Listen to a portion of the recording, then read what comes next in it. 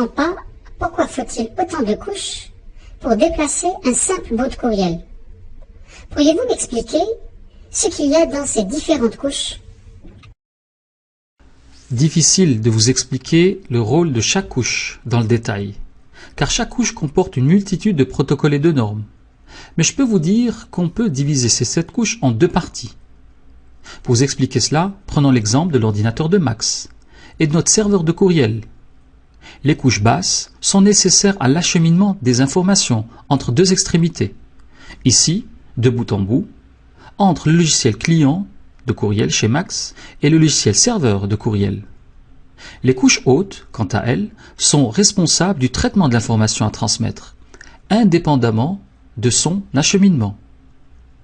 Chaque petit bout de courriel sera donc encapsulé selon ce même procédé, puis expédié dans le réseau.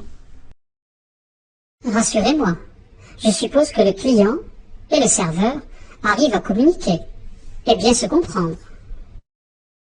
Mais bien sûr, tout à fait. C'est le rôle des protocoles de la couche application. Cette couche comporte plusieurs protocoles, comme par exemple HTTP pour le web, FTP pour le transfert de fichiers, etc. Dans notre cas, le bout de courriel sera encapsulé par le protocole SMTP. Grâce à ce protocole, le client et le serveur peuvent discuter en échangeant des instructions. La couche application est le point d'entrée du modèle. Elle assure l'interface entre l'utilisateur et les services réseau.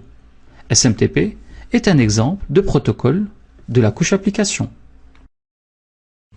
D'accord. Maintenant, je sais qu'ils utilisent les mêmes instructions.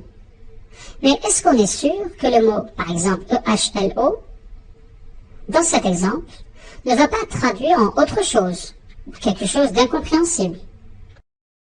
C'est justement l'un des rôles de la couche présentation. Le bout de courriel encapsulé par le protocole SMTP tout à l'heure au niveau de la couche application va être encapsulé par la norme Unicode afin qu'il puisse être lu correctement. Cette même couche s'occupe aussi de la compression et du chiffrement.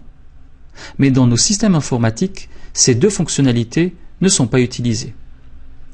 La couche présentation est responsable de la conversion des données pour les rendre exploitables par les systèmes informatiques. Elle permet aussi le chiffrement et la compression de ces données, si la couche application l'exige.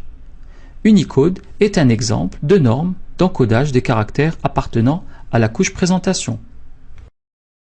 Si les 2 logiciels utilisent des instructions SMTP, puis Unicode pour discuter, existe-t-il un mécanisme pour enregistrer le trafic ou peut-être relancer les communications en cas d'échec par exemple?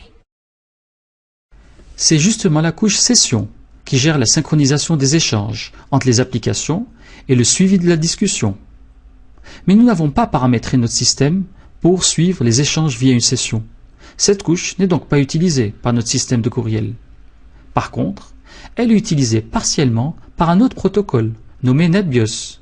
Ce protocole permet d'établir une session entre 2 ordinateurs pour échanger des fichiers. La couche session gère la synchronisation des échanges entre des applications et permet par exemple la reprise de la communication en cas d'échec.